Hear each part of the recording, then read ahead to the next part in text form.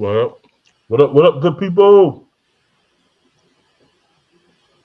I'm eating. I ain't gonna front. This is another episode.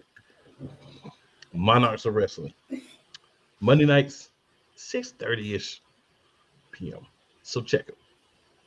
Your boy Cool here, and I made a change, but the screen doesn't listen to me all the time. But I don't care. I do what I want to do. Screen. So we got right above me on this side, as always, my boy Playmaker. Playmaker, what to do?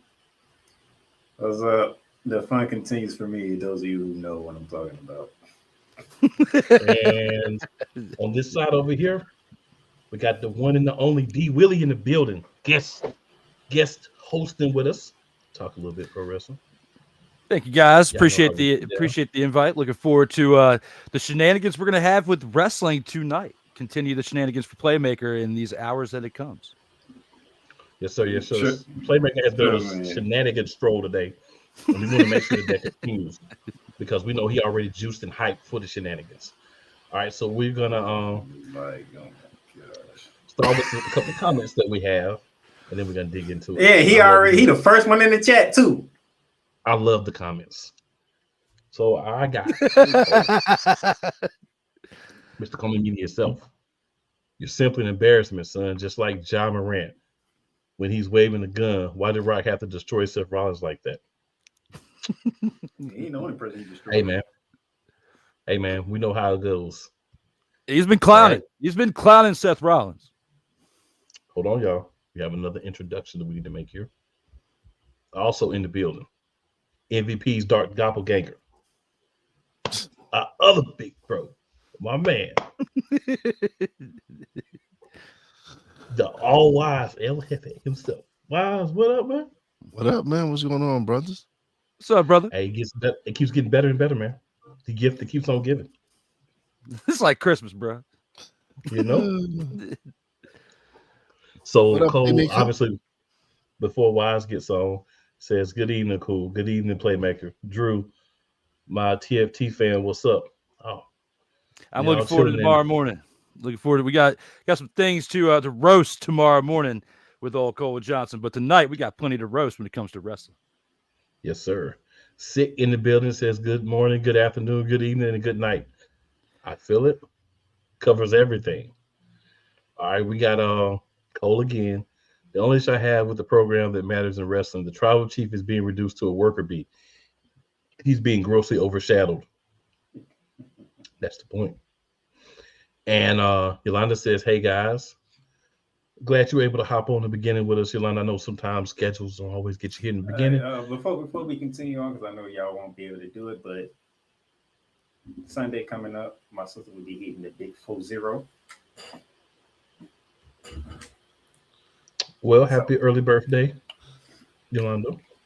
So yeah. I don't know if you okay with your brother just throwing your age out there like that. Like he could just said my sister's birthday. She don't care. That's what caught me off guard. I was not expecting you to throw her age out there like that. That's what threw me off. She don't care. And then Cole says, my man Wise El Jefe's in the house. And then AP says that Jimmy beats Jay, I'm done. They jumping right. They just jumping into it. They ain't even waiting for the program. They ain't waiting for the show run. They going right into it. Dang. Feel me. But I digress. But I couldn't. I got to agree with that one. So, a couple of quick things for TNA. We're not going to go through a lot of TNA, but a couple of quick things. So, in TNA, Mustafa Ali, who is the X Division champion, had a great match with Chris Saban. Mustafa Ali won the match. Also, the system, who is Moose, Eddie Edwards, somebody else. Brian Myers. Yeah. They cut a great promo early in the show about how they have all the championships and how Moose is champion in the NFL and all this different stuff. And it was great, right? Because it's just heel showing out. And then later on after the main event, they laid out Speed Mountain and Nick Nemeth, kind of setting up some foreshadowing for some things going to happen in the future. So, Wise, I know that you particularly pay a lot of attention to TNA. So, any quick thoughts that you would like to have on anything that we didn't just, throw out there real quick? I'm just glad Mustafa Ali's got an opportunity now to really showcase his talent, because to me he was a phenomenal talent that WWE just underutilized, and I'm excited for what he can produce, man. Because in the ring, he's amazing. Man. He does some amazing new moves. He's very gifted in the ring, and he knows how to cut a pretty good promo, man. I love this character. I love the way he's actually. This is something similar to that he was trying to start in WWE, and he didn't get the chance to really run with it. I'm glad he's getting the opportunity now to really showcase his talent and what he has, man. And it looks like TNA without Scott D'Amore is still gonna be doing some. They got some. Listen, I love Moose. Like, to me, anybody who would, when he was a free agent and they would have been able to sign him, they would have benefited, because he is definitely a horse. He's a workhorse. He's a beast in that ring, man, and he knows he's improved on his promo skills.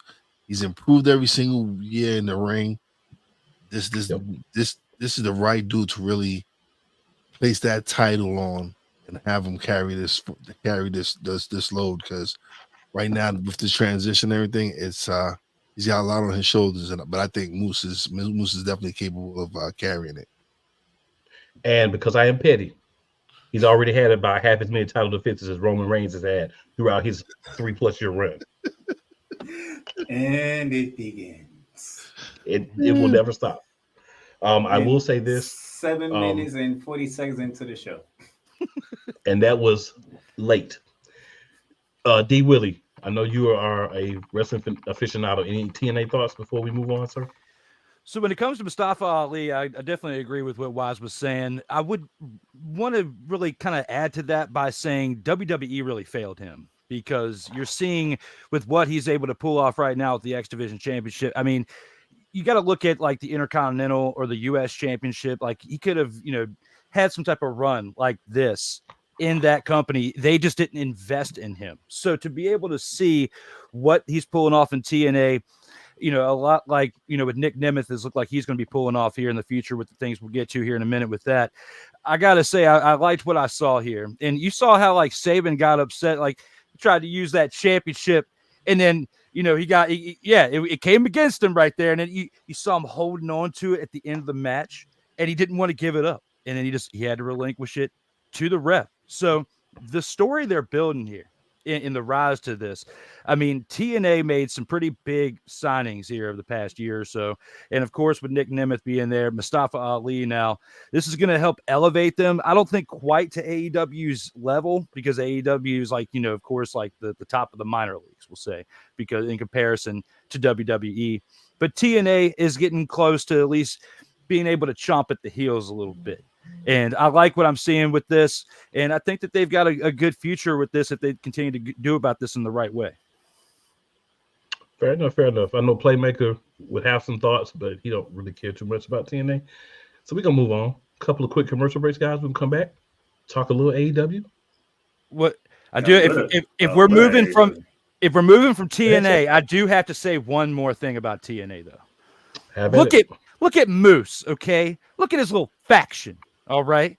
You want to look at Moose, and when it comes to TNA, he's the dollar store version of Bobby Lashley. That's the best comparison I can really look at with Moose. Moose, to me, when it comes to TNA, is not exciting. And they are going to have to drop that belt to somebody else at some point in the near future, because, again, when I watch what Moose is doing, it is like a dollar store version of Bobby Lashley before he could really talk on the mic.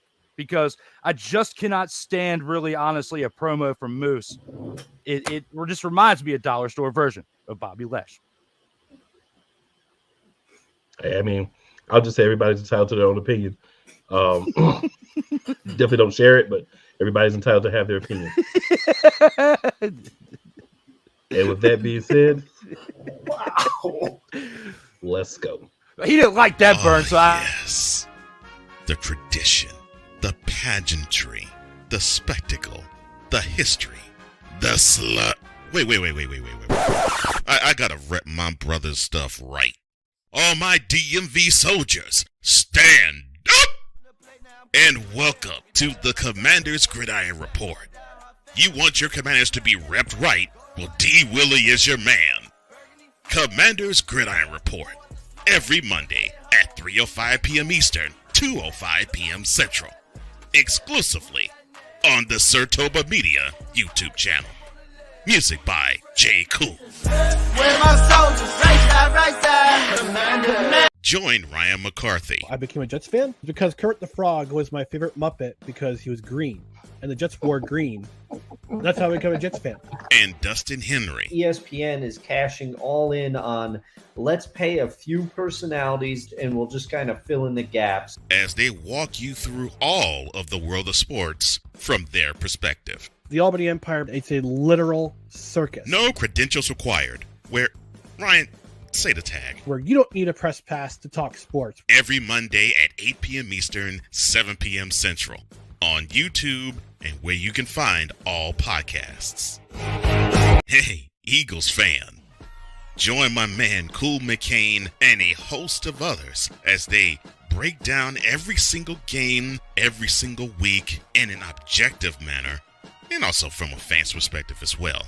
Remember, this cast feels just like you. Nobody likes you.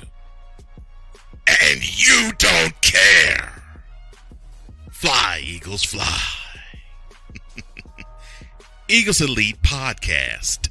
Every Wednesday at 8:30 p.m. Eastern on YouTube and other podcast outlets. Ladies and gentlemen, we are back from our first commercial break. We got to hit the chat because it look a little wild in there. But hey, look at Sick Diggy. Look at you. You are a Moose fan. Cool. But look at the chat right now. Oh my gosh. This man said Moose is like that. Moose is a dumb version of Bobby Lashley. Make sure everybody can hear it because our radio people got to be able to hear this too. So Yolanda says, hey guys, Cole, we did that one. Okay, here we are. So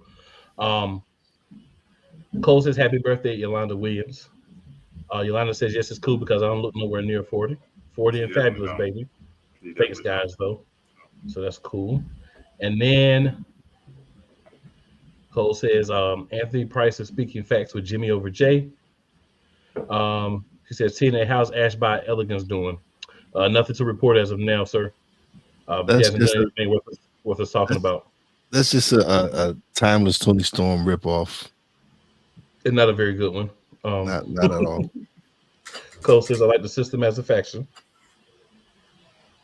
6 says, let's not forget how a lot of those guys that were in the 205 were pigeonholed. Someone had to go somewhere else where they could be more utilized. Very true. AP says, the Dollar Tree version, you mean the 99 cent or the 125 version? Oh my goodness. No, 99 cent, not the inflation version. All right. And then Cole says, cool, don't play. I love it. Why the look with the I disagree sentiment? We're not going to use the time on this today. That's why I'm just going to overlook it.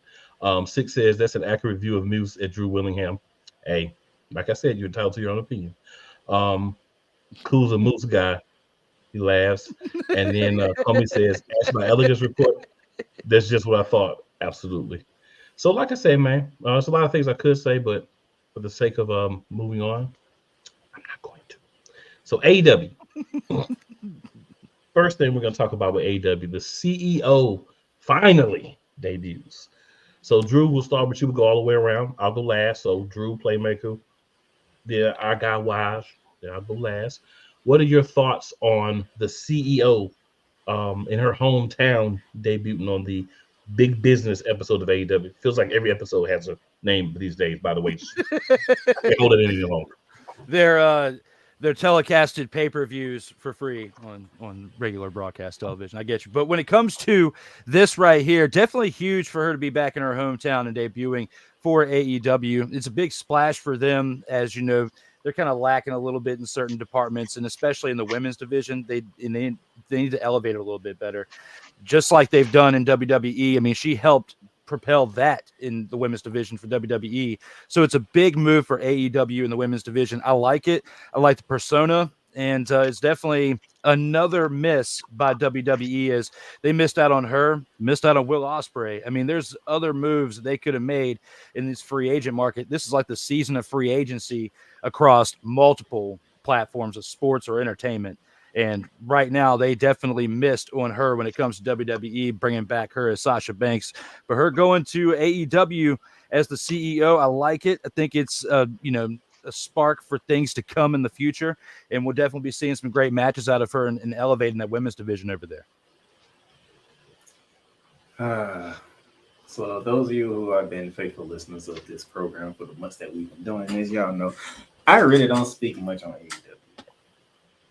But one thing cool to know is if there had to be a one woman number one on my list out of this ride, yeah, she just debuted at AEW, which means I might have to start back watching AEW again. It was a great thing to see her debut. Nevertheless, she still found a way to call herself the boss. She just used CEO now. I'm looking for it. I want to see what she starts off at. Who's going to be that first welcome to AEW rivalry is what I want to know. Will it be Willow? She did say in a promo they had some unfinished business dating back to when she was injured, reason why it took longer than what most people expected for her to debut. She had an injury. Doctors thought it was career-ending injury. She proved them wrong, obviously. But I want to see. And I want to see, are they going to take it slow or are they going to move fast to get her and Time and Tony Storm in the same ring together? Those are my questions right now. Mr. Wise, go ahead, sir. I'm a big Mercedes Moné fan. She made the right move for her. Is it the right move for pro wrestling? I'm not feeling AEW's women's roster. They got some good talent, but it's not on the level with what WWE has. There's no mommy. There's no the man. Like, you could go up and down that WWE females roster. Bianca Belair, Bayley, Io Sky. Like, you can go down this list and you have 10 women that can be legit the number one chick in that company. Can't say the same thing for AEW. You could go probably 2-3 deep. Now with Mercedes Moné, Britt Baker, if she's ever whatever, Jamie Hayter, and Timeless Tony Storm. Saraya is not interesting to me. Ruby Soho isn't interesting to me. So, yeah. Did she take the money? Yes. But again, if you want to be the best, you got to compete with the best. And WWE is the best. Will Ospreay, great talent. Great talent. But what's the difference is that WWE creates great talent. AEW doesn't create great talent. They go and get free agents and don't find nothing really to do with them. This is a hobby to Tony Khan. Whereas you got everybody at WWE doing this because they love the business. This is what H has been doing forever. This is what Adam Pearce has been doing forever. Bringing Nick Aldis in was big, was huge. But they create stars. Braun Breaker is going to be a monster. Carmelo Hayes is going to be a beast. Trick Williams, they create these. That's why they will never be able to compete with WWE, because WWE knows when it's time to move on from certain talent. And they felt it was time to move on from Mercedes. She was great at Sasha Banks. I love her, but she went where the money was. Can't knock her for that. Well, I'll agree with you that WWE probably has more stars, but I will also add Karu Shida, Riho, and Julia Hart as women who will be or have been main event stars in AEW. To me, AEW is probably with the women's division is that you're sharing your women with Ring of Honor. is the undefined lines. And I've talked about this when you were on the show before too, Wise. Ring of Honor needs a roster. If you're in Ring of Honor, you're in Ring of Honor. AEW needs a roster. If you're in AEW, you're in AEW. We don't need you to be an AEW wrestler with a Ring of Honor championship or challenging for a Ring of Honor championship. That makes no sense. Yep. So that's a big part, because you have Athena, who is a really good wrestler, really good persona, but she's been the longest reigning Ring of Honor women's champion, but no one cares because no one even sees it. No one cares. Mm-hmm. So that's a big part of it to me. But as far as Mercedes goes, I'll just simply say this. The music was terrible. I love that they did it in Boston, which made a lot of sense. So she got a big boost from her own city, kind of like they did with CM Punk return. We all know how I feel about Boston, so we're not doing that. We're not doing that. We are not doing that. So later on, ladies and gentlemen, we will let you know how he feels about Boston. So just keep that in your mind. We will let you know. I love that commercial. I love it. But guys, that's what you have to do. It just has to be like she's in the right place, right time. Great thing. And I just want to say, on the cake scale, she's mini muffins, and that's being nice. Cheers. I think we're gonna have to revisit this, 6 months from now, because maybe a year from now, because I feel like the amount of money that she's getting paid, and let's keep in mind, WWE didn't let her go. She walked out. Okay, she wasn't let go. Her and Naomi walked out. It wasn't a case of WWE not wanting her. They were the WWE Women's Tag Team Champions when they walked out the door. Okay. When it comes to this signing right here, they've been looking for someone to elevate that women's division. I'm telling you, that was the whole point of my first spiel with this was they're trying to elevate the women's division. Yes, they know that they're not getting the full potential out of some of their stars that aren't injured on the roster right now, because they've been having some injury woes within the women's division as well. Okay, So I feel like this signing right here was more to elevate the women around there. She's part of the 4 horsewomen of wrestling of WWE. So I feel like that clout right there, this signing right there, was a big part to help elevate that women's division. It's definitely been lacking, even though AEW is not going to sniff the type of platform that WWE has had for decades and will have in the future. They can at least become more respectable, and I feel like that's what the point of bringing her to AEW was all about, for one. And yes, the music did suck. I'm with you on that too. The music did suck for the intro music. And I don't really like the whole thing with the back of the head. It looked like there was a billboard on the back of her hair. Like the whatever it was that was on the back, the CEO part, the way they did that, they could have done better than that, guys. We got better technology out there. I lost hope in that a little bit. But in the music and the hair, yeah. Gyrations. She didn't need as many gyrations. Like, you need a higher degree of cakes for all the gyrations. So but I just feel like the whole point of it was to elevate it. In 6 months to a year, we can look back and see if this was like another CM Punk situation that comes about. But I don't think it will. I think it will help out the women's division a little bit. It's gonna. It has to. It can't get any worse. That's fair. So quick update. I'm not gonna get into it because cool. I did with you, and I had to do it cold first. Y'all too. I don't got time. So for the AEW Tag Team Championship tournament, they're gonna have a tournament. They're having 2 wrestle-in matches.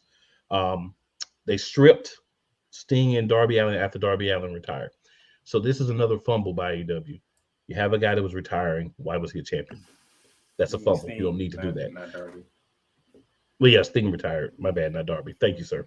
But the thing with it is simply this, man. They should have never had the championships. They didn't need the championships. There was no point in doing it. We can't hear you, bro. Sting didn't want it. He didn't want that. He didn't want the title. We know. We covered that. We talked about all that. We talked about how stupid it was. I just want to take another shot at Tony Khan and his insight and coming up from one of his Here's the thing. Tony Khan would take a step forward and then he'll take 5 steps back. Real easy, very easily. So this comment here will definitely give you my thoughts on Tony Khan. So Cole says the CEO debuted. You mean Tony Khan rose up from his blow table to speak again? That's the guy who made the decision to put the championships on them. Yeah. So that that perfectly gives my thoughts on that. I mean, it's not really much to say about this championship thing. Outside of that, it's whatever. We'll see what happens in the coming weeks. There's one more. I guess they're trying to do like a March Madness thing. They had 2 play-in or wild card matches. They had one on Collision. They're gonna have another one on Dynamite this week, which is another star-studded Dynamite, which they say every week. So if it's star-studded every week, it's really just a regular Dynamite. But again, Below Table Tony, this is his thoughts. And then the other thing, quick question for you guys. We know that Bryan Danielson and Will Ospreay are going to be having a match at one of these next either real pay-per-views or one of these Dynamites that they're just making a quote-unquote pay-per-view caliber show. They're going to have a match. I know which one it is. I'm just kind of playing into the whole everything's pay-per-view with AEW nowadays. But do you guys think this is a passing of the torch moment from Bryan Danielson as like the best wrestler on the roster, pure wrestler on the roster, to Will Ospreay? And we'll go reverse this time. Start with you, Wise. Then we'll go Playmaker and D. Willie.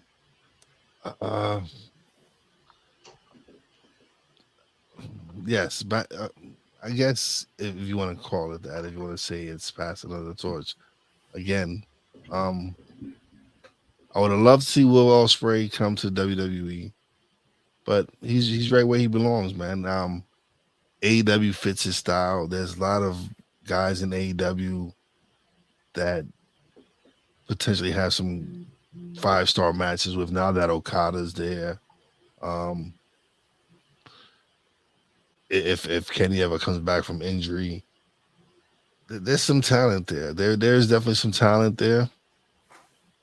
But Danielson is past his prime, man, and it's time for him to pass that match on to. And Will Ospreay is a phenomenal talent, man. Is he the best wrestler on the planet right now? It's debatable. But yeah, it's probably, to me, it's a passing of the torch. For a time constraint, because we got to get to the real juice and meat, I'm just gonna say yes. What you got, D. Willie? AEW, of course, when it comes to this, the more technical 5-star match wrestlers, like you said, with Okada, are definitely being brought in. Will Ospreay, with what he's done, in the Indies, definitely being brought in as a big move. The passing of the torch it should be done on a bigger stage, because Will Ospreay is definitely a great talent that, another WWE miss. He should be there right now. They had the opportunity, but of course they didn't take the bait. So now he's in AEW. Bryan Danielson, when it comes to technical wrestlers, is still one of the best, that we've ever seen.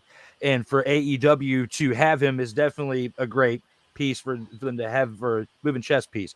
But of course, we're talking about Tony Khan here, who's playing with his wrestlers like action figures back on the floor of his living room, back if he was like 8 years old at times. Now, when it comes to that aspect right here, will that pay off, or will it go against him when it comes to his marksmanship of professional wrestling?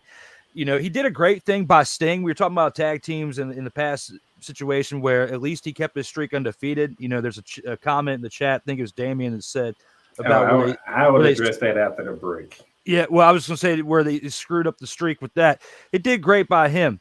Now, can he carry that momentum into this story with the new Will Ospreay to build him into their megastar of the platform? That's a question that's going to be yet to be answered. We're going to have to see 6 to 12 months from now. But as far as him and Bryan Danielson, the type of matchup here is a great one. I'm not going to say we're going to have a 5-star match, but we can get pretty close to it, because they are both great talents. One of the past who's still relevant, and the other who's definitely got a big future ahead of him, Will Ospreay. Fair enough. And as alluded to by my man Playmaker, commercial break, and then we'll be back with a whole lot of WWE talk. This is Brett, and you're watching Shady Sports Network. Tune in, hit that like button. You might wonder, what do these guys do? Player signing announcements. I never in a million years thought you would actually come on to break this news. So without further ado, go ahead and tell everybody what happened today. Yeah, man. I just had to work out with the Cincinnati Bengals. Signing me right out. Without further ado, I'd like to announce that, I'll be taking my talents to Salina Liberty. This just in, the Major League of Football is reportedly collapsing, unable to pay hotel room bills, with players being kicked out of their rooms and hotel managers asking them to leave voluntarily without issue.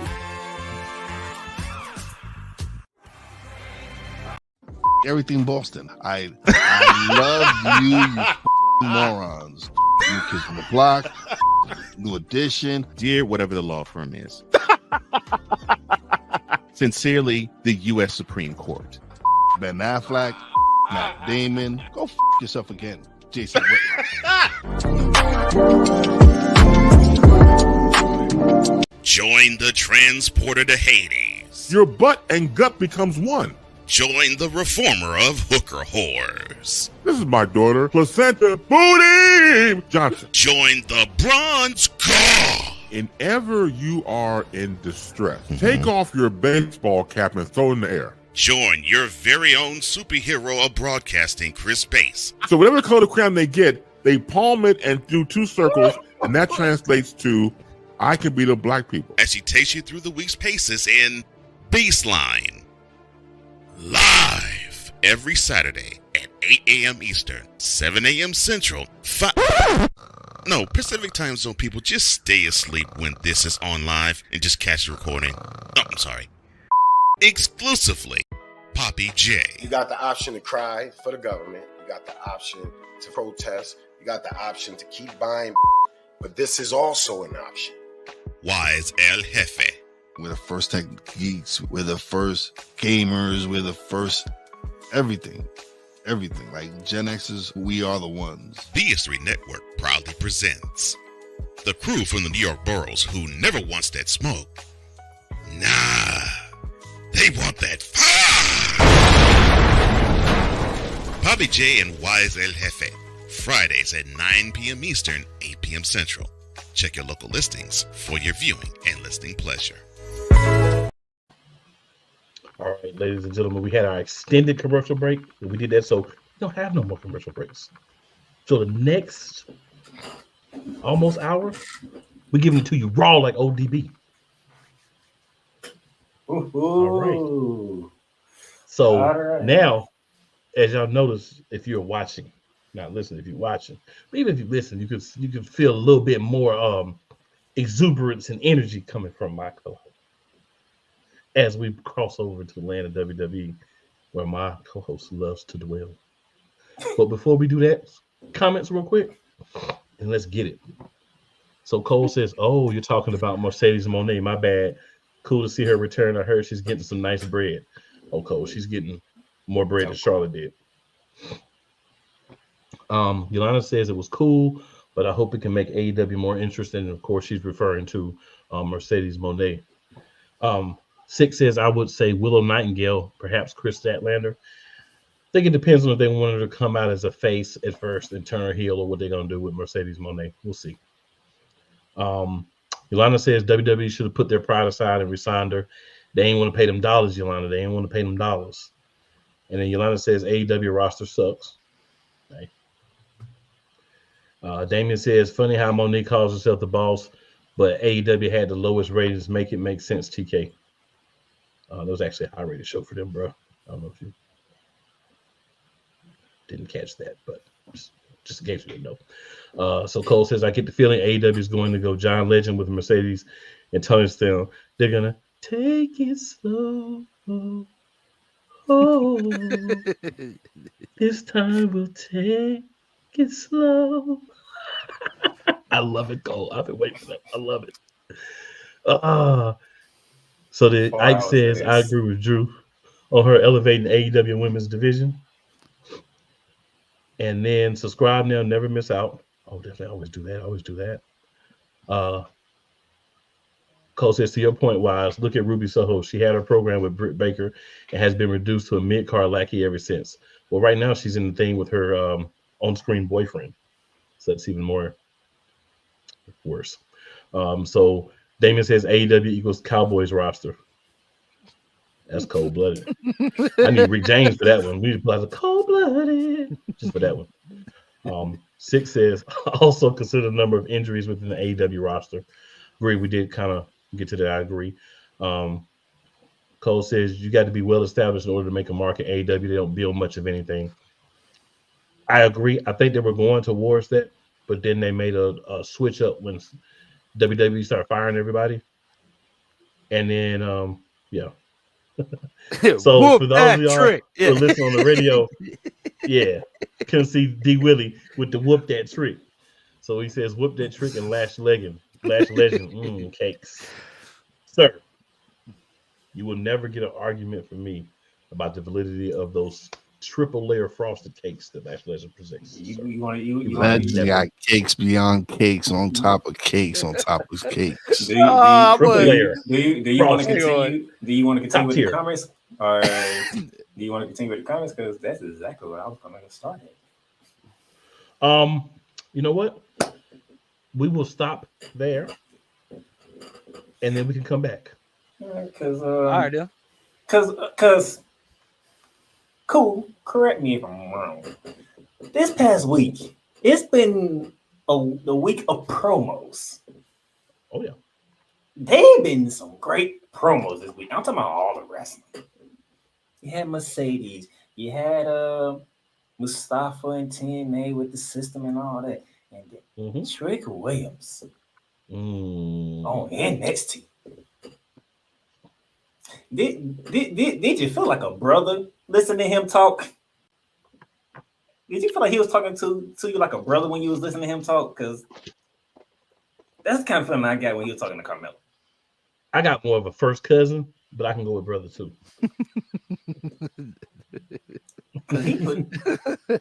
And I mean it, and the crowd was eating everywhere he was saying. I'm like, oh, Trick is on one. Oh, I'm loving this. And then the whole thing with the fact that he even kissed her. I was like, yeah, I think we got our next superstar in Trick Williams. And not only that, she enjoyed it. She was right. She was burning. She was burning. You can tell. That man stayed second. So to ask the question from that for everybody, because I know my co-host and I know when it's so certain things, how he enjoys those things.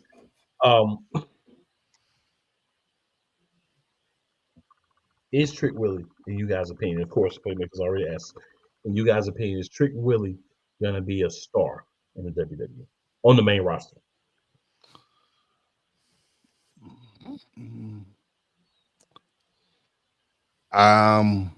He needs work though. He's got a lot of work. Like right now, give him the same run you gave Braun Breaker down there with the championship, and see how he does. Because that's the greatest thing about NXT is you don't have to promote anybody until they're really truly ready. And so they didn't have to go and rush Braun Breaker up to the main roster, and look how he's thriving now. So I feel that same thing with Trick Willie. Just take your time with him, develop him more. His promo skills need work. He's working on that. In-ring talent, my boy is phenomenal. He's got the look. He's got the skills. Just work on that mic work, man. That's it. I mean, I would say he's going in the right direction because that line that Code is putting in the chat, that I was like, whoa, that was good. Yeah, it was. That was good. Go ahead. D Willie, what's your thoughts, D Willie? You know, I agree with Wise. He needs to pick up on the mic work a little bit. My biggest concern right now is, where are they going to put him on the main roster? Because they've already got a lot of people, a lot of talent on the main roster of both Raw and SmackDown. I'm just looking at it, just kind of think of it as a whole. Like, where would you even put him right now? And somebody's going to have to go and give up their spot in order for him to go, and in a way to where they can elevate him a little bit, or at least showcase him to the mid card. And I don't even really see a place where they can really put him, because they've got a stacked roster as it is. When you compare the last topic that we were on to this, platform, they've got stacked roster all the way around. You cannot say that WWE has a weak roster, whether it's on Raw, SmackDown, or on NXT.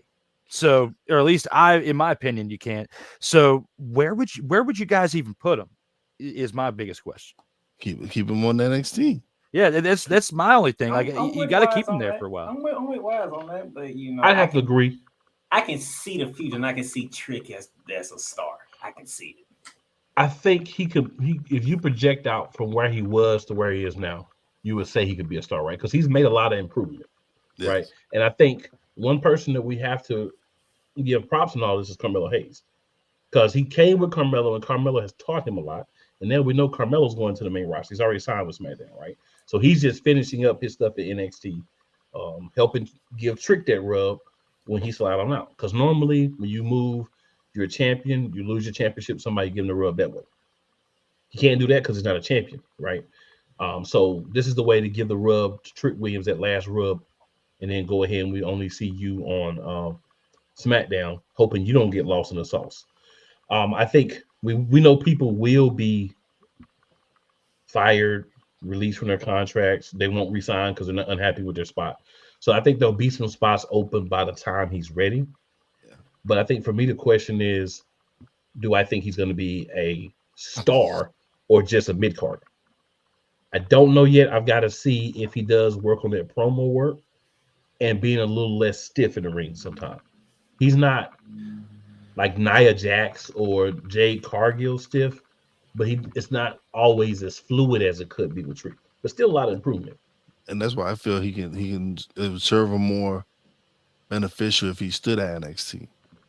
He's still got a lot to room to grow. Listen, he shouldn't be a call up within the next year at all. Oh, listen, there's gonna be some releases coming up soon. There's gonna be some people, like you said, disappointed in their contract out. And that's the great thing about WWE is unlike AEW where they have Ring of Honor and the AEW, and like how you said earlier, they don't know how to keep them separate. They don't know how. WWE does a great job of keeping their brands separate. Like, the only time you really see crosses now with the Bloodline and all that other stuff, but for the most part, they keep their rosters separate, unless someone is coming up or if they need somebody for enhancement talents. But for the most part, they've developed a system. Mm-hmm. So they know they got people who are going to be leaving soon. That's just, they got guys in the wing waiting. They got going from Trick Williams, who looks like the spotlight's going to be on him in NXT, to somebody who did have the spotlight on them, but not anymore. And do we believe this person's turning heel, or what was going on with her promo on NXT? And I'm talking about Roxanne Perez. And Drew, I'm gonna come to you first. Oh, what did you think about that situation? Well, the promo last week? Yes. Yeah, I definitely felt like it's definitely shifting more towards a heel turn. I mean, you look back over the previous year, her being a champion, getting hurt, having relinquished, coming back, and then just the frustrations of this situation at hand right now. I mean, of course, she's up there like talking like a heel, or at least a born heel would, about give me my championship, like trying to get Ava to hand over the championship. And it wasn't happening. And of course, just like any old good story, you got to earn it. So that's what it looks like it's shifted more towards. But I think she's going to be more of a heel, here in the coming weeks to the future. And, I think the crowd may warm up to her more as a heel than as a face, because you feel it in her promo. The crowd has not been behind her for quite some time. And, sometimes it takes being a heel for a while and reminding the crowd how good of a talent you are to get them back on your side. Why? Oh no, I agree with what Willie said. Sometimes you gotta try something new. Like she's been the breakout star. She's the one she was doing so much when she came and burst on the scene, and being labeled the prodigy. It's something that's not easy to maintain. To a me, heavy type. it's a heavy burden to carry, man. It's just when everyone expects you Drew to be McIntyre. successful. Oh yeah, and so I think it's a good look. It's time for her to change it up. There's other people. It's always good to see someone's first heel turn. Like I can remember when The Rock went from Rocky Maivia to The Rock on with the Nation of Domination. Like you can always remember someone's first heel turn. So Shawn Michaels with kicking Marty Jannetty through the plate glass, all these different times. So it's just these are things that you go through, man. This is what you experience, you see, and we'll just see what fits her more. Is it her heel or her face side? So right now it's time to see what she can do as a heel. All right, my co-host, do you got anything you want to say? Because I'm coming to you for the next topic. No, sir. I will wait for the next topic. So let's jump into the main roster, shall we? And I'm not going in no particular order here, so I'm gonna go straight to SmackDown here.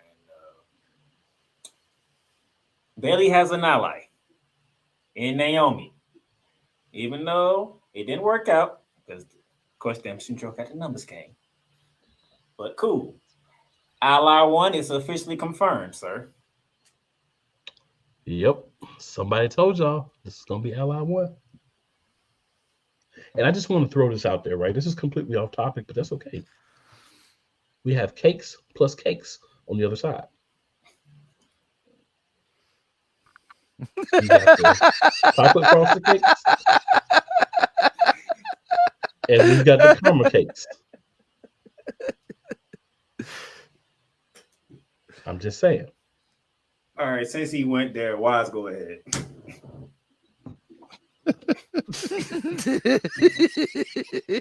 Continue the cakes or talk about the topic?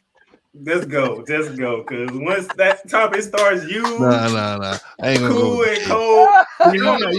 Listen, you can't deny there's ultimate cakes I'm on just that. Bayley got her own Bayley cakes. Bayley cakes and Naomi cakes. Oh man, that's a lot of cakes on one side. Some Jigglypuff action. And then they about to add power cakes. Watch. Power cakes is coming. Watch. And for those of you who don't know who Power Cakes is, that will be one that we call the Storm in Jade Cargill. Interesting. So that's what he means when he says Power Cakes, okay? Bayley got her own bakery.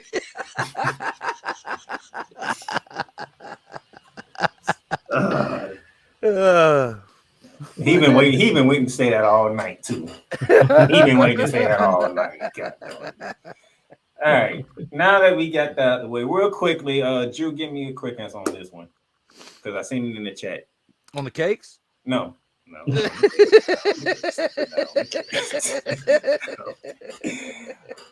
So you just heard Cool mention Jade Cargill being ally number 2. Mm-hmm. The real question is, because that's up in the air, nobody knows what's going on right now. Does Bianca come around? Because Naomi joined. It looks like they planted the seeds for that not too long ago. Is like, Jade's been crossing paths with different superstars in the back. And, of course, we saw what happened at the Royal Rumble. So it's only a matter of time. And I feel like that would be a really great matchup. It would be great for like the first showcase matchup for Jade to have in the WWE. You talk about, like I wasn't with the past, with the past platform we're talking about with Mercedes Moné elevating the women's division there, it's like you've got other players in the WWE's women's division now, like Bianca Belair, who can help bring Jade to the level that she needs to be at here on the main roster. So I like that matchup right there. I think that would be a great one. Now that Cool, my partner, got his fun out the way, this is where the part he gets ready to throw up. Because on Monday Night Raw, main event Jey Uso finally addressed the situation when it comes to Big Brother Jimmy Uso. Simply put, he laid out the challenge. And then in a response to from the comments that I saw from people on social media, especially YouTube, a fired up Jimmy Uso responded emphatically with a yes. So it is official. Uso versus Uso in a more fun turn. Yeet versus no yeet at WrestleMania. But there's a caveat. There's a stipulation to be named. They didn't say when it would be named, but there's a stipulation to be named. So just keep that in the back of your mind. I know how my co-host feels about it, and I'm not going to make him reiterate it because I don't want him throwing up because we still got more to talk about. This is all I had to say when I saw this match. This is all I had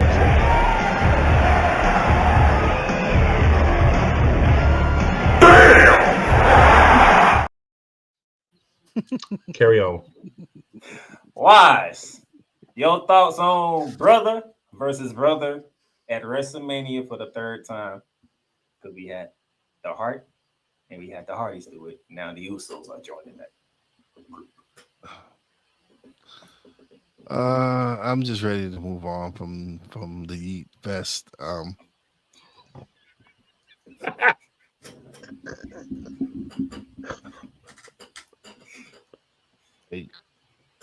I love the Usos, but it's just getting boring to me now. Like, all right, get it over with, have them fight, and then go have Jay really actually live up to the name main event Jey Uso and go win the Intercontinental title.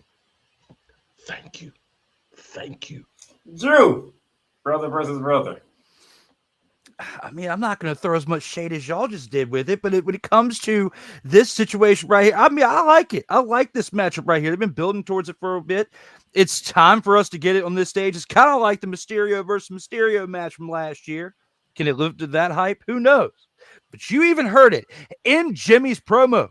He even said, he didn't say the no in front of it. He said yeet, which means this is going to be a matchup for the ages. It is going to be another, no, it's not going to be another match, but it will be a great match for us to see at WrestleMania. And come on, you need to get a little bit more excited about this. Is another Bloodline match in WrestleMania. Are you guys trying to tell me that you're tired of the Bloodline story at this point? What I'm trying to tell you is that this is the time that I can go relieve my bladder and cure new snacks while this garbage match is on. It's not that bad. It's not like the Andre the Giant Battle Royal. It swerves. Who is Jimmy? Yeah, Jimmy matters. His problem is Jimmy matters because the only reason you care about Jimmy is because he's a lapdog for Roman Reigns. He has done nothing to get a one-on-one match at WrestleMania. He's a lapdog. He's the bottom lapdog of the Bloodline. If you got ranked from A to D, he's D-. But you've got to put it into him interfering with Jay's matches because every time he gets a big match of some sort, he interferes. But they wrote that in to give people a reason to want to see this garbage match that is a waste of our time. The fact that we have to talk about this trash is a waste of our time. But carry on. I think that when you watch the match, that when it comes around here in a couple of weeks, you're going to be surprised. Look back at the soundbite when you get back to it. You're going to actually get a pretty decent match out of these two brothers. I think you will. I think you're going to be pleasantly surprised. No, we'll have to revisit this. I'm not going to see it, so I don't know. No, I'm not saying. You're not going to watch it? I'm not saying it won't be a great match. Because listen, they know each other. They know the point is. It's all right. It's brother versus brother. What I got you. What they saying is they didn't build Jimmy up like they did Jay. Yeah, I get it. They didn't I get build that Jimmy. part. That's the point. They didn't build Jimmy up. You know, Jimmy does something and you're like, okay, why is Jimmy doing this? Like, what are we doing? And then we got Jay over here who's killing it on Monday Night Raw. And we go to SmackDown, Jimmy's doing stuff, and you just looking like, if y'all going, because me and Koo seen it from a mile away, but it was like, if you're going this route that we think you're gonna go, why you not putting any substance behind Jimmy? Because you think people are going to say, it's the Bloodline, so we're going to watch it.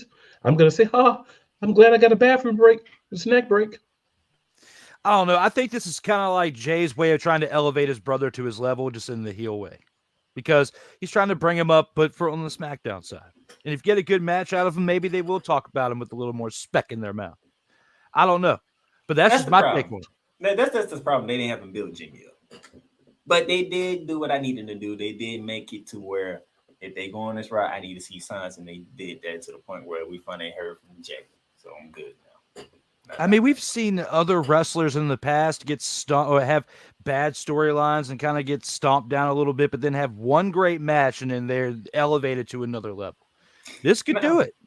It could. I'm just saying. I might be the only one out here saying it, but I'll be the one saying it if I have to on this topic. I think you're going to be pleasantly surprised. Cool. You're going to watch a highlight or some sort. You're going to change your mind. I'm telling you. Now, let's have some fun here because this match that was added to the WrestleMania card makes things a little interesting here because they didn't really give us full details on how this mess is going to go. But the Judgment Day, as the undisputed tag team champions, will be defending those titles in a 6-pack ladder match at WrestleMania. The other 5 teams yet to be determined. So I just want to hear your thoughts because they didn't really fully tell us how this match is going to go. We know it's a ladder match. We know it's going to be 5 other teams along with Judgment Day in it. And it's for the undisputed tag titles. So, Wise, how you feeling? My mic going off here. Man, they need to just split these titles up. Just split them up already. It's getting. They need to take the titles off the Judgment Day already because you got Priest walking around with Senor Money in the Bank that it looks like more and more he will not, when he does catch it in, he will not be successful. It's time to split them up. It's time to give SmackDown their proper tag team because they have a deep division over there with Pretty Deadly, Catch, whatever. What is it? Catch, whatever. What is that? The Tyler Bates, Pete Dunne team. Anyway, yeah, that's the. Still got the Street Profits. You got AOP. It's time, man. It's really time. And then especially with the teams you have on Raw, you have the Imperium, you have New Day, you have the Alpha Academy. It's really time, man. But here's my question, Drew. Because why I said it, I have said it, Koo has said it, people in the chat have said it, it is time to split title. Isn't that why they probably put it in a ladder match? Is it what now with the ladder match? Isn't that why they probably put the titles in a ladder match? Oh yeah, split. Yeah, well, I don't know about splitting, but at least a new champion out of it. And you were talking about the Pete Dunne team. It was New Catch Republic is a team with Tyler Bate. Just to help you out with that. But when it comes to this right here, I feel like they should have had like some. If you remember the match back in the day, I want to say it was Stone Cold, The Rock, Chris Jericho, and they had it was triple threat, and you had the first fall was for the one belt, and the other fall was for the other. You should have done a triple threat, not this whole 5-team thing, and made it like a little bit more compacted, and have 2 falls, and the first one for the Raw Championship, the other one for the SmackDown. I agree with that. Oh my brother, testify. Absolutely. Because when you have it separated and one on each show, it brings a little bit more interest to the tag team divisions on both shows. I mean, the Judgment Day has been big. And you have been able to showcase them on all three major platforms of WWE between Raw, SmackDown, and NXT with what Dirty Dom was doing with, the NXT North American Championship for a while. And now I think this run with the tag team championships needs to come to an end because his Money in the Bank cash-in for Damian Priest is about to expire before too long if he doesn't cash in. I think we're going to potentially see him try to cash in on Seth Rollins at WrestleMania because I don't think he's going to go after the story and Cody Rhodes. I think that would be a little bit too much to add to that storyline. But when it comes to, is it time to split the tag team championships? I totally agree with you guys on it. I just don't know if the way that this matchup, the way that the question was worded with the 5 teams, if it was meant to split the championship, because I feel like those stipulations would have already been announced at this point if they were planning on splitting up the championships. But either split them or get it down to one belt like the Undisputed Championship. It looks like they're carrying too much luggage when they're walking down to the ring with these 2 belts. So I agree with that. Now, my co-host, I know you want to wait till we know who was in part of this match. But do you want to say anything? Because I know you want to wait till you find out who's in the match. We want awesome truth. That's all I got to say. By the way, the guys that came up with the idea is awesome truth, so I got a feeling they will be in the match. Which that in itself is funny. And Cole is right. I had it backwards. The other one, the match I was talking about, was to unify them for the Undisputed Championship when Chris Jericho won it. The one I was thinking about was Chris Jericho versus Benoit versus Angle. And the first ball was for like the European, and the next one was for the Intercontinental. So I had to correct that. Good look on that there, Cole, my man. All right. So, Playmaker, if you will indulge me for a minute, I'm just going to go through some of the comments here. And then back to you, sir. All right, so Cole says the following is a public service announcement by Wise El Jefe. We all know what that means now. All right, so Damien says Monet Bab. Damien. That's all I can say. Appreciate you watching, Damien. Cole says the Mercedes Monet theme song. I thought it was a bootleg WWE hit song. A lot of people thought it was a bootleg Whoop That Trick with CEO instead, but either way, it's definitely a bootleg something. It's not original at all. Damien says Monet is banana pudding. I mean, I love banana pudding, so one of my favorites, banana pudding cake, especially when you put it in the oven, you get it out hot. You know what I'm saying? I ain't gonna go into that. So Cole says, man, did they let Bullet Club go lay Darby Allin to waste? No comment. That's something that we could have talked about if we didn't have as much this week. But yeah. You mean he'll take 5 lines back, Playmaker? Cole says, and then Cole says, blow table, Tony. I love it. We always come up with monikers on here for some reason. I don't know how it happens. Damien says, at least TK kept Sting undefeated streak alive, unlike WWE, who killed Undertakers, which is still stupid. I don't argue with the truth. Cole says, Danielson is going to pass the torch to Ospreay. They may have more than one match. Ultimately, it will be a cosign. Yeah. But, this is Bryan Danielson's last year as an active wrestler. He announced that he's going to be hanging up the boots after this year. So a couple of comments here. So Latina's here. Ike says, hey, Latina. Latina says, hey, Ike. Ike says, never seen this show before. What's up with the dude hiding behind the mic? Hey. Well, go ahead. Ike, cool it for 1. 2, Playmaker has been on camera without hiding behind the mic before. Have you seen his interview on Buzz Magazine? That was hardcore awesome. Shout out to Playmaker for that one. Gotta promote that one to the moon. Playmaker is not behind the mic on that one. If you want to go find him, go look at him up on YouTube and you will see it. You will see Playmaker there, not hiding behind the microphone. So ease up on the witness protection program there, Ike. Yep. And then he's part of the witness protection program. He's hiding who he is. Yeah. And then Ike said, and then Cole says, oh, baby, she likes it raw. Oh, baby, she likes it raw. Why is Cole like this? He's been around me and Wise too long. So Yolanda says, what happened to Britt Baker? Hurt. Cole says, W better not screw this up, this momentum Trick Williams has. Hey, the one thing we know about WWE is they will screw up somebody's momentum. I'm not saying that they will, but we know that if there's somebody that will screw up momentum, I'm not saying just WWE, but WWE will screw up your momentum. Six says Lash Legend is going to be giving dudes instant diabetes and heart attacks on the spot with those cakes. Oh, my brother. Hell yeah. Yes. Damien says Jimmy doing the Cena promo was good. Not better than Cena, but still good.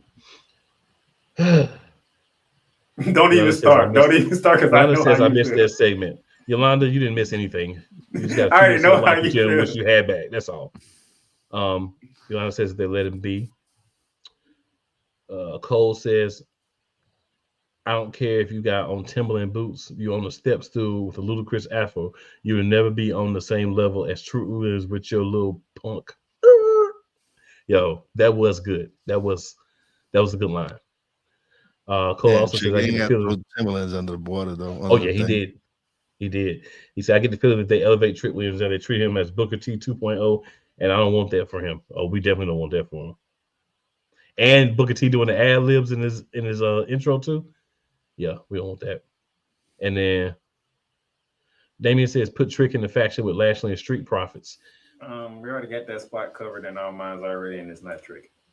But it is somebody that now fits better because they are more of a heelish persona.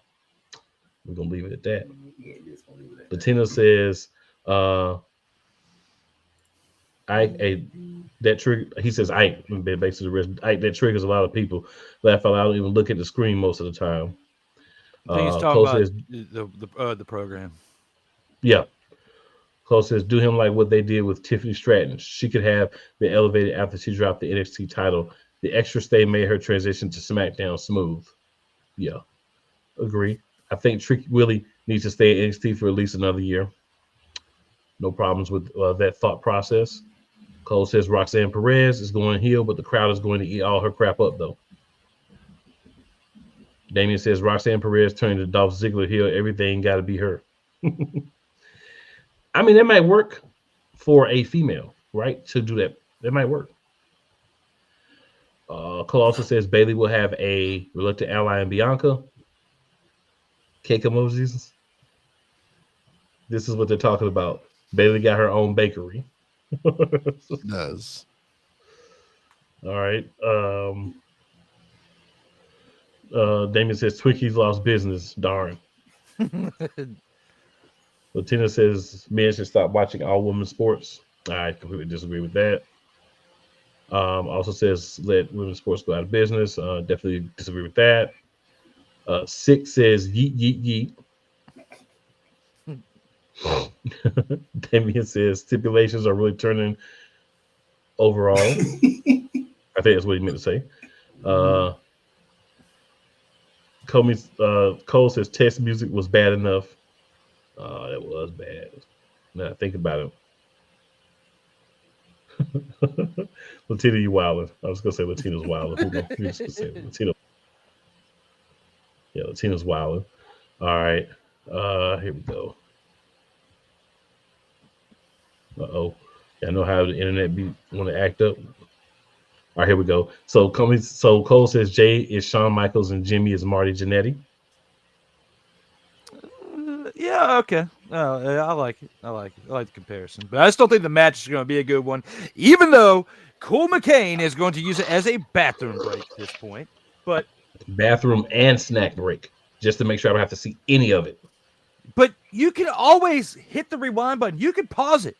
No, he's actually going to be in Philly. Yeah. Oh, you're going. Okay, nice. Yes. I was supposed to go, but I'm not even going to get into that right now. Damien says, I would rather see Mike Tyson versus Jake Paul than Jay versus Jimmy. Thank you. Who wants to see Shawn Michaels beat up on Marty Jannetty? We know that they're not on the same level. They're nowhere near the same level. So this is so far off for me that let's say Jimmy doesn't win, but he has a good showing. Instead of being a jobber, he's just a low-tier wrestler now. It still doesn't matter. He still sucks. The only person that can look bad at this match is Jay. You know what, Damien? I like it. Jimmy should go to NXT and learn how to wrestle. Wow. How about that? Yana says because they don't need to. Cole says I'd rather see Logan Paul wrestle with his brass knucks than Jimmy versus Jay. Stop that right. Stop it right there. Can I get a Wow. Stop it right there because we did finally get Logan Paul on the WrestleMania card. Wow. Not to the point of how he wanted to be on the WrestleMania card, but he's on the WrestleMania card. He's going to defend the United States Championship in a triple threat match. My co-host thought it should have been like a 5-pack or a 4-way. Yes. Instead, Randy Orton and Kevin Owens gets Logan Paul. Thoughts? Start with my co-host first because you haven't really been. Good. Hopefully one of them beat his butt and take the belt and he goes scrambling off with and take A-Town down and Grayson Waller with you might and just go away for a while. How about that? So I hear that the current theory. They turn it. Yeah, I can see that. The fact that he's the only one that's catching all the finishers. They should turn him away from the door when he shows up with Grayson Waller and Logan Paul for about 3 months. That man took a stunner into an RKO. What the world? He did. Yeah, and he botched that too. Well, you know he likes to botch stuff. He almost messed up Mello. That he did. So we want to get that in there since you know Cole Johnson threw up Logan Paul. Triple threat match should be an interesting one. Maybe this is where Logan Paul loses the title. I'm still baffled at how much shade y'all are throwing at Jimmy Uso's like his skills in the ring. Okay, maybe his character. They haven't really developed him much as a character as on his own, and he's been the whooping dog for the Bloodline. But his skills in between the ropes, I think you guys are underestimating a little bit. I think you're going to get a decent match. Even Wise agree with me on that one. And cool, you may be using the opportunity to get some nachos and take a leak. But you are making a mistake if that is your plan going into this match. I'm telling you. And Cole Johnson, you're supposed to be my TFT brother. You throwing all this shade on Jimmy Uso. The losers of this match are the people who sit here and watch it. That's the losers of this match.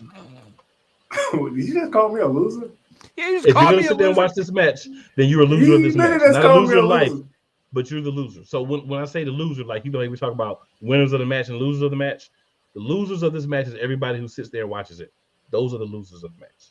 Not Jimmy or Jake. Because you're going to sit there. You know what you're going to say after this match? You're going to say, man, I'm going to listen to Cool next time he tell me not to watch something and go to the bathroom instead. That's what you're going to say. And I'm not even going to brag about it. I'm not going to bring it up. I'm not going to say anything about it because I already know. It's going to be a decent match because it's two brothers, right? They've been wrestling against each other forever. But you're going to be able to see the skill difference in the gap between Jimmy and Jay. The gap is huge. I know that going in. I do too. That's why I'm going to use that opportunity. But I want to support the Usos. That's fine. I don't have anything wrong with anyone who wants to support them. I don't want to support one of them. And the other one will have a better match the next night. So I'm good. The other one's not wrestling twice. Dang. They're only wrestling once. I ain't know I was going to lose on the show. I ain't know that was on Monday night, one of them will have a good match. All right, real quickly, I just want to say this. I know, WWE, I see what you're doing, but can we stop putting Becky Lynch in these ridiculous matches with Nia Jax? And everybody, why has she got to fight every week up to WrestleMania? What are we proving here? Why are we making Becky Lynch take beatings when she's already facing Mommy at WrestleMania? To prove she's the man in the relationship. Facing Mommy and that was going to be a punishment within itself. Right. That's adding more to it. Why? Jeez. Now, I'm not picking at Nia Jax for those of you who didn't want to pick at Nia Jax, because Nia Jax has been doing actually a great job this go around. Okay, she has. I'm just saying I need the man to stop being in matches. of this caliber leading to WrestleMania. I Right, get it's the like Liv she Morgan gonna fight match. I get the Liv Morgan match because she messed up Liv Morgan's match. Liv Morgan returned the favor. Okay, let's just get this out the way now. I'm cool with that. And then the week before that, she already faced Nia Jax twice. She gotta do like her hubby and fight every week, man. I just want to get that in because speaking of which, that's where we're going at to finish the show. Now on Raw, Cody Rhodes does what Cody Rhodes does. Try to make people cry with him when he talks about family and how he can't put the belt in Dusty Rhodes' hand, but he can put it in Michelle's hand. You know, he's back on that type of promo. After which, when he said that, I was like, The Rock is gonna eat that alive. And he did. And he did. So then we fast forward to SmackDown. We got a Rock concert. Before I do that though, cool. What he did with his music, I don't even know what to say. Fire. I have no words for it. They blended his two music together. I was like, my goodness. The only thing that was missing was at the very beginning, I just wanted him to say, it's good. And I would have been, I'm a Cody fan. I would have been marking almost. Because the Hollywood Rock theme is my favorite. And you know, and me and Coop we was already tripping how he came out last week. The lights come out, thunderbolts shooting in the air. Next thing you know, we just see him on the stage out of nowhere. Where did this come from? And then this past Friday, same thing. But instead of keeping the original, we gonna switch it into the Hollywood Rock music midway. And like, bro, really? And no matter what he does, he's supposed to be a heel. It don't matter. Me and Cool have said this plenty of time. It don't matter what The Rock does. He's a heel. Guess what? He's still gonna get cheered. And I'm still gonna watch it, right? He be talking about my guy. You know, y'all know I'm a Cody fan. He be talking about my guy, but it's funny. I mean, Cody stopped crying. He won't talk about you. I mean, what's so great is Cody's crying, and then he calls Cody fans Cody crybabies. Yeah. So the leader of the Cody crybabies is also a crybaby. So it's great. I have to admit, it's great. And the thing, he ate Cody Rhodes and Seth Rollins alive. Alive. Oh my gosh. I'm like, yo. I watched it like 3 times. I went back on YouTube and watched it like 3 more times after the show. I was crying them every time.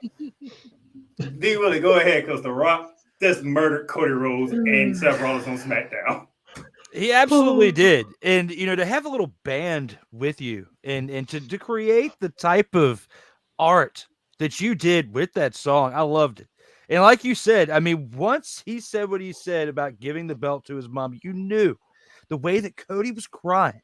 He's playing into this crybaby thing a little bit much. And I'm a fan of Cody Rhodes too. I'm marking out with Cool McCain over here, right? But I was originally a fan of The Rock back in the Attitude Era. I mean, that, you know, back then, prime time, loving wrestling back then. If you smell, I was all down with all that. I was all down with that. You know, Stone Cold 316. I was an underage drinker because of Stone Cold Steve Austin, okay? So thank you, Stone Cold, for introducing me to alcohol, okay? Well, let's get past that. Back to The Rock, back to the bloodline here. Back to the Cody Crybabies, as Cool and I are apparently Cody Crybabies out here. But I will say that The Rock absolutely destroyed Seth Rollins when it comes to his whole comments within the song about the clown. Throwing too much shade on Seth Rollins. You are underestimating what Seth Rollins can do now that he is medically cleared. Okay. So when it comes to the Rock concert, I absolutely loved it as a fan still of the Rock. This is tough when you are a fan of the Rock in the past and you see him coming back and you might not agree totally with the way he's came back and kind of inserted himself in here, kind of overshadowing the bloodline a little bit. But some of us who have been a fan of the Rock, we've been waiting for this moment to come. I mean, a little bit late, in my opinion, the Rock coming into the bloodline. We would have thought it would have happened a year earlier, but, you know, just didn't work out with scheduling. But with this right here, with what we're seeing within this story, I'm entertained by it. They are pushing it a little fast. It does feel like some things are rushed within the storyline a little bit, but overall, when it comes to the way they're building this up, I'm liking it. I'm liking how Cody's feeding The Rock. Then The Rock says something, it's feeding Cody. And then we're back and forth on Monday Night Raw and SmackDown. Elements of the story are keeping you, excited for what Cody's going to say in response on Raw tonight. And then we're going to see another, Rock response on Friday, with potentially a run into the two. So it's getting closer to WrestleMania. I'm getting excited about this matchup here and the stipulations behind it. What you got, Wise? Because the Rock was on one. Oh man, it's The Rock, man. What can you say? He's one of the greatest to ever do it. You knew he was gonna have something once Cody was crying and talking about giving the belt to his mom and all. So you knew that was just gonna feed The Rock the ammo he needed to come with classic Rock. This is what Rock does, man. It's gonna be an exciting ride, man. The road to WrestleMania is gonna be exciting. I'm excited to see how Raw is gonna open up in a couple of minutes, and see where they continue to take this storyline before WrestleMania gets here. We are just about 2 weeks away from Philly being the center of the WrestleMania world. There will be more shots taken. We're going to get some more details on certain matches. We're up to 10 matches on the WrestleMania card. Will they add more, or will they keep it at 10? Because it is too nice. We shall see. But outside of that, it's time to rock and roll. Cool. They're going to add more. Yours. They're going to add more. You know why they're going to add more? Because that's what they like to do. So I had a comment here. I can't find it right now, but it's okay. But Constipated in Sin City, thanks for tuning in with us. Says, I remember watching live in Las Vegas when the Rockers versus AWA Tag Team Champs, Playboy Buddy Rose and Doug Summers at the Showboat Hotel in the casino. It was a bloody match. Now, that's old school. Yeah, shout out Love to to CISC. Yeah, shout out to CISC. Follower on Satoba I shared this on that platform too. So shout out to CISC. Absolutely, absolutely. And if you're watching this, as we say every week, if you're watching this on any of the other platforms, right? If you're watching it on Satoba, hey, give a like to Play Callers, give a like to Shady Sports, give a like to Playmaker Sports blog, and then vice versa. Just, give everybody a little bit of love. We can all use a little love. But, oh yeah, here it is. So Latina says, well, funny how you say you disagree with me, but you won't give a reason why you disagree. Because I like women's sports. I mean, I thought it was obvious, but there it goes. I like women's sports, and I think that they're really good. And I enjoy seeing them go out there and do their thing in the wrestling ring and in other sports arenas. So I don't want them canceled. So that would be my answer to that. I know I didn't get to all the comments tonight, but I will say, great show, guys. I appreciate having D. Willie hop in with us, and always our guy Wise. So I know we didn't get to everything, all the comments, but hey, guys, y'all know how we do. We love to interact, all my shows. But it is now time to go and enjoy a little bit of happiness in the form of 3 hours of Raw. So remember, tell 2 of your friends and 4 of your enemies. Just because they don't like you doesn't mean they won't like us. And also, always remember, it's never where you start. It's always where you finish. Any last words, my good gentlemen, before we end things for the evening? No, I'm ready to go see Raw. Peace out. Fair enough. Thank you for having me. Always a pleasure. Hey, thanks again for the invite, guys. Look forward to seeing what we have on the road to WrestleMania as it continues over the next couple of weeks. Yes, sir. Yes, sir. And we out. And again, thanks everybody that's watching. If we didn't get to all the comments, just so much exciting discussion going on. Well, come with us. We got you.